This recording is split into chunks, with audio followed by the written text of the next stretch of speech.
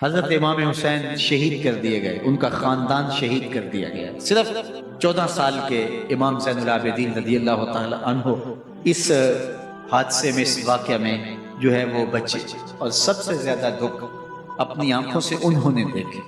کربلا کا منظر بھی دیکھا، کوفے کا دارالعمارہ بھی دیکھا، اور دمشق کا دربار یزید بھی دیکھا، اور پھر یہاں سے مدینے پہنچ کر اہل مدینہ سے جو سامنا ہوا امام زین العابدین نے وہ لمحے بھی دیکھے۔ کہتے ہیں اس واقعہ کربلا کے بعد حضرت امام زین العابدین کبھی ہنسے نہیں تھے، جب بھی پانی پینے لگتے تو رو پڑتے، انہیں شاید سکینہ کی پیاس یاد آ جاتی۔ امام زین العابدین کا رنگ زرد ہو جاتا جب کربلا کی یاد آتی، اور بسا اوقات شہر سے وحشت ہونے لگتی اور دور باہر نکل جاتے اور جا کر کے وہاں خیمہ گاڑ لیتے اور مہینہ مہینہ وہاں ذکر و فکر اور عبادت میں لگے رہتے۔ امام زین العابدین کے ہاتھوں میں ہتھ کڑیاں، پاؤں میں زنجیریں، اور اونٹ پہ باندھ کر کے جب حضرت امام زین العابدین کو شہیدوں کی لاشوں کے قریب سے گزارا گیا تو غشی پہ غشی طاری ہو رہی تھی امام زین العابدین پہ، اور وہ گھڑیاں بھی امام زین العابدین پر کتنی دردناک تھی کہ جب شہزادیاں اونٹوں کے ساتھ باندھی گئی تھی اور امام زین العابدین اپنے بابا کا سر اپنے سامنے چلتا ہوا دیکھتے تھے، اور یہ دردناک لمحے کہ جب رات کی گھڑی آئی تو زینب سلام اللہ علیہ نے دیکھا کہ زین العابدین کے آنسو نہیں تھمتے اور ان کو غشی پہ غشی آتی ہے، تو وہ آگے بڑھ کے ان کو اپنی آغوش میں سمیٹتی ہیں اور کہا زین العابدین کیا ہوا؟ کہا کہ پھپھو جان اگر ہو سکے تو بابا کا سر کچھ دیر کے لیے میری گود میں نہیں آ سکتا ہے۔ وہ وقت بھی امام زین العابدین پہ آتا جب زخم اور درد اور دکھ حد سے تجاوز کرتے ہیں تو زین العابدین مدینہ کی طرف منہ کر لیتے ہیں اور حضور کی بارگاہ میں ہوا کے ہاتھوں پیغام بھیجتے ہیں، ان دلتا یا ریح الصبا یومن الی ارض الحرم بلغ سلامی روزتن فیہا النبی المحترم یا رحمتا للعالمین ادرک لزین العابدین محبوس عید الظالم فی الموکب والمزدحم۔ امام زین العابدین نے یہ سارا دردناک منظر اپنی آنکھوں سے دیکھا اور یہ سارے دکھ سہے۔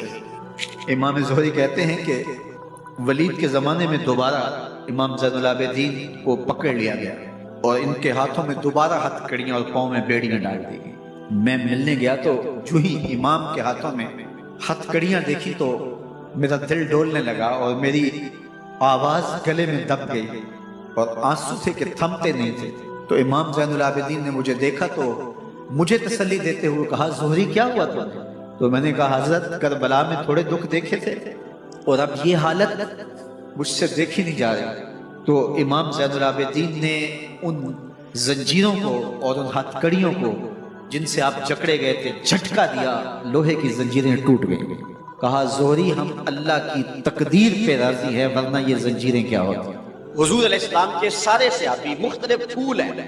آج لوگوں کے اندر جو ہے وہ ایک عجیب صورتحال بن گئی۔ حضرت صاحبزادہ صاحب رحمۃ اللہ تعالی علیہ سے کسی نے پوچھا حضرت ایک مسئلہ تو بتائیں کہ حضرت عائشہ افضل ہیں یا حضرت فاطمہ افضل ہیں؟ پوچھنے والے کی نیت تو کچھ اور تھی کہ صاحبزادہ صاحب کو پھنسائیں گے، تو جن لوگوں کو اللہ نے بصیرت دی ہوئی ہوتی ہے بات کرنے کا ڈھنگ بھی دیا ہوتا ہے۔ اللہ اکبر۔ تو حضرت سیدہ فاطمہ افضل ہیں اور یا حضرت سیدہ عائشہ افضل ہیں؟ تو آپ فرمانے لگے، اس کی نیت سے تو آگاہ ہو گئے، فرمانے لگے بیلیا اگر دیکھیں بیٹی ہونے کی حیثیت سے تو فاطمہ بیٹی ہے نبی کی اور عائشہ بیٹی ابو بکر کی۔ ابو بکر کی بیٹی نبی کی بیٹی سے افضل تو نہیں ہو سکتی، اور اگر دیکھیں بیوی ہونے کی حیثیت سے تو عائشہ بیوی ہے نبی کی اور فاطمہ بیوی ہے علی کی۔ علی کی بیوی نبی کی بیوی سے افضل تو نہیں ہو سکتی ہے، اور اس کا منہ بند ہو گیا کہ رسول صلی اللہ علیہ وسلم نے ارشاد فرمایا انا سید ولد آدم یوم القیامہ ولا فخر، میں تمام اولاد آدم کا سردار ہوں، قیامت کے دن تمام اولاد آدم کی سرداری میرے پاس ہوگی، ولا فخر، اور میں اس کے اوپر فخر نہیں کرتا، وبیدی لواء الحمد ولا فخر، اور حمد کا جھنڈا قیامت کے دن میرے ہاتھ میں ہو، ولا فخر، اور میں اس پہ فخر نہیں کرتا، وما من نبی یومئذ آدم ومن سواہ الا تحت لوائی وانا اول من تنشق عنہ الارض ولا فخر، اور فرمایا حضرت آدم علیہ السلام سے لے کر کے حضرت عیسیٰ تک جتنے بھی نبی ہیں سارے کے سارے میرے جھنڈے کے سائے تلے ہوں، اور سب سے پہلے زمین میرے لیے کشادہ ہوگی اور میں قبر انور سے باہر آؤں گا، اور اس پر میں فخر نہیں کرتا۔ ملا علی قاری نے کہیں بڑی خوبصورت بات لکھی، فرماتے ہیں نبی جھنڈے کے سائے تلے ہوں بات فخر والی ہے، کرتے کیوں نہیں؟ شہنشاہ حسینہ ماہ خوباں جس کے چراغ حسن سے پورا مصر روشن ہوا، وہ جھنڈے کے سائے تلے کھڑا ہو۔ حضرت یوسف علیہ السلام بات فخر والی ہے کہ نہیں ہے؟ کہا ولا فخر، میں فخر نہیں کرتا۔ پاؤں کی ٹھوکر سے مردے کو زندگی دینے والے حضرت عیسیٰ جھنڈے کے سائے تلے کھڑے ہوں، بات فخر والی ہے کہ نہیں ہے؟ سرے طور خدا سے ہم کلام ہونے والا اللہ کا کلیم جھنڈے کے سائے تلے کھڑا ہو۔ مسجود الملائک انسانیت کا نقطہ آغاز ابو البشر حضرت آدم جھنڈے کے سائے تلے کھڑے ہوں، بات فخر والی ہے کہ نہیں؟ نمرود کی آتش میں بھی ہنس ہنس کے باتیں کرنے والا اللہ کا جلیل القدر نبی اور پیغمبر حضرت ابراہیم خلیل اللہ جھنڈے کے سائے تلے کھڑے ہوں، بات فخر والی ہے کہ نہیں؟ لیکن فرمایا ولا فخر، میں فخر نہیں کرتا۔ ملا علی قاری کہتے ہیں بات تو فخر والی ہے، کرتے کیوں نہیں؟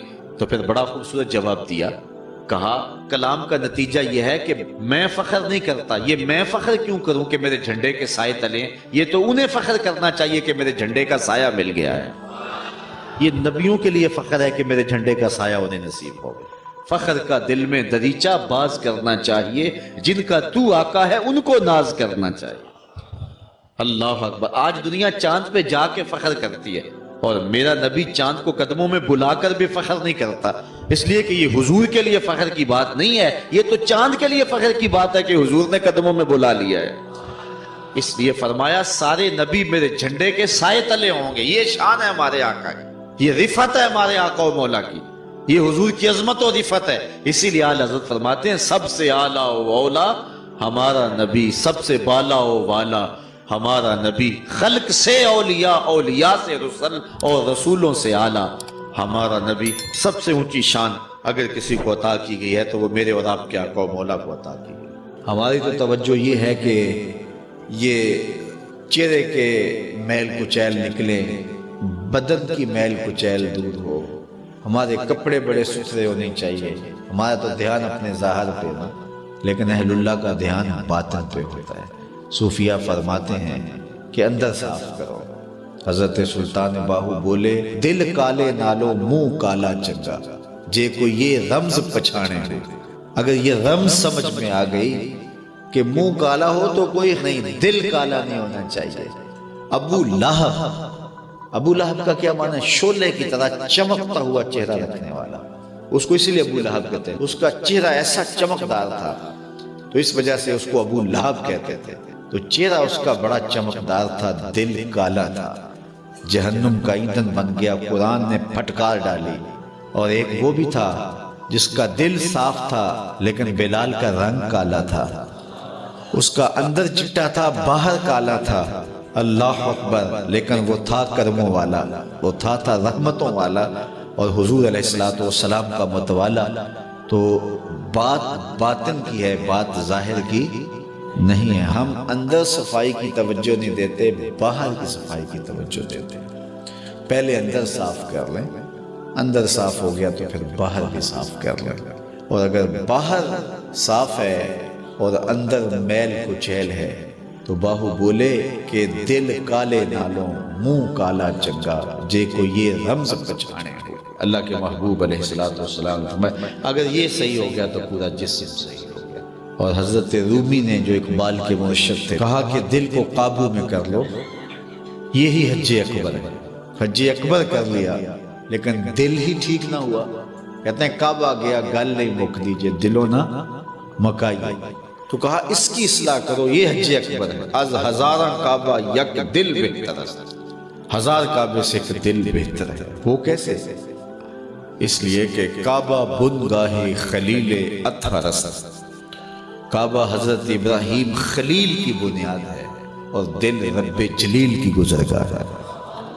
اس لیے اس کی پاکیزگی کا سامان کریں، اس کی طہارت کا سامان کریں۔ آپ کسی کو بلائیں اور میلی کچیلی جگہ ہو جہاں گندگی پڑی ہو، غلاظت پڑی ہو، تو آپ کا کوئی عزیز مہمان آئے اس کو بلا کر کے لائیں تو وہاں بیٹھے گا؟ جس کمرے میں آپ اس کو بٹھانا چاہیں اس میں تعفن ہو، اس میں بدبو ہو، اس میں غلاظت کے جگہ جگہ ڈھیر پڑے ہوئے ہو، تو آپ اپنے مہمان کی نفاست طبع کو اگر جانتے ہیں تو کبھی بلائیں گے نہیں جب تک اس کو پہلے صاف نہیں کر لیں گے۔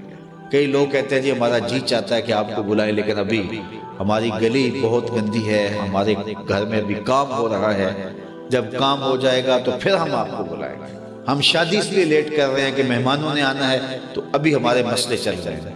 یہ کئی لوگ بائی پاس کی وجہ سے شادیاں روکے ہوئے تھے، وہ کہتے تھے وہ راستہ نہیں ہے۔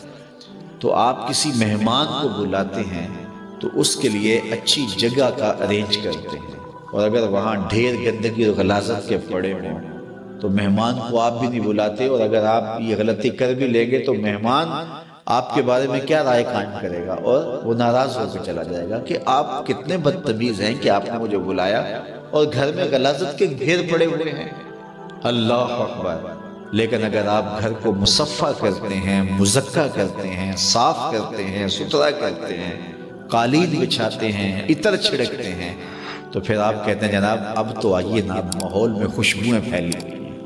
تو اگر دل میں حسد ہے، حقد ہے، بغض ہے، کینے ہیں، نفرتیں ہیں، یہ گندگی اور غلاظتوں کے ڈھیر لگے ہیں، اور پھر یہ چاہیں کہ مالک کے پھیرے دل میں ہوں تو کیسے ہوں گے؟ وہ تمہارے دل میں، میرے دل میں آئے گا جب دل میں اتنی غلاظتیں پڑی ہوں گی؟ نہیں، یہ سارے ڈھیر اٹھائیں، دل کو مزکہ کریں، مصفح کریں، پھر اشکوں کا چھڑکاؤ کریں۔ اللہ اکبر۔ پھر پیار کے مخملی قالین ڈالیں۔ اللہ اکبر۔ الفتوں کے گاؤ تکیے لگائیں، اور پھر آواز دیں، ہر تمنا دل سے رخصت ہو گئی، اب تو آجا، اب تو خلوت ہو گئی۔ پھر محبوب کو بلائیے تو پھر دیکھیے کہ محبوب جلوہ فراز ہوتا ہے کہ نہیں ہوتا۔ توحید و رسالت اور عقیدہ آخرت یہ بنیادی عقائد ہیں جو ہمیں ازبر بھی ہونے چاہیے، اور وہ صرف دلائل کی حد تک نہیں بلکہ وہ روح تک اترے ہوئے ہونے چاہیے۔ اللہ تعالیٰ جل شانہ رازق ہے، ہم سب کا خالق ہے، اور وہ قادر مطلق ہے، وہ واجب الوجود ہے، اس کی نظر سے کوئی پوشیدہ نہیں ہے، وہ ہر ایک کو دیکھ رہا ہے۔ یہ عقائد جب ہمارے پیدا ہو جاتے ہیں تو پھر ہم بے خوف ہو جاتے ہیں۔ جب یہ عقیدہ جم جاتا ہے کہ میرا اللہ مجھے دیکھ رہا ہے تو اس عقیدے کے اثرات مرتب ہوتے ہیں۔ اثر یہ مرتب ہوتا ہے کہ بند کوٹھڑی میں بھی جرم نہیں ہو سکتا اس عقیدے کے ساتھ کہ میرا اللہ مجھے دیکھ رہا ہے۔ یہ کہیں لکھا ہو نا کیمرے کی آنکھ دیکھ رہی ہے تو حرکات و سکنات مرتب ہو جاتے ہیں۔ بندہ کہتا ہے کہ مجھے دیکھا جا رہا ہے، تو کیمرے کی آنکھ دیکھ رہی ہو تو حرکات منظم ہو جاتی ہیں۔ تو جب مالک دیکھ رہا ہے تو پھر بند کوٹھڑی میں بھی جرم کیسے ہو سکتا ہے؟ اور آپ دیکھتے ہیں اس عقیدے نے روشنی دی جب بت کے اوپر بھی موٹا کھیس ڈال کے زلیخا نے کہا ہے طلق یوسف اب تو آ جاؤ، اب تو کوئی نہیں ہے۔ ساتوں دروازے بھی بند کر دیے اور حیا سوز لباس بھی اتار پھینکا اور جناب یوسف کو دعوت گناہ دی۔ تو حضرت یوسف علیہ السلام نے یہی کہا، قال معاذ اللہ، کہا میں اللہ کی پناہ میں آتا ہوں، تم تو اس بے نور آنکھیں رکھنے والے بت سے بھی شرم کرتی ہو اور اس کے اوپر بھی کپڑا ڈال لیا، تو کیا میں اس رب سے حیا نہ کروں جو ساتویں کوٹھڑی میں بھی دیکھ رہا ہے؟ پھر اتنی روشنیاں برسی کہ گناہ کا تصور بھی محال ہو گیا۔ تو یہ یقین جب پیدا ہوتا ہے کہ میرا اللہ مجھے دیکھ رہا ہے تو پھر انسان کے لیے گناہ کرنا مشکل ہو جاتا ہے۔ جب اللہ جل شانہ کی نگاہیں بھی ہمیں دیکھ رہی ہیں تو پھر کس طرح ہم جرم کر سکتے ہیں؟ زندگی خود بخود مرتب اور منظم ہو جاتی ہے جب یہ عقیدہ پیدا ہوتا ہے کہ میرا اللہ مجھے دیکھ رہا ہے۔ اسی طرح عقیدہ آخرت ہے، یہ دنیا سب کچھ نہیں ہے۔ ہم نے ایک دن آغوش موت میں جانا ہے، اور قبر میں برزخی زندگی ہے، اور اس میں عذاب بھی ہے، اور بصورت دیگر جو ہے وہ اللہ تعالیٰ کی کرم نوازی ہوئی تو اچھے اعمال کا صلہ ثواب بھی ہے۔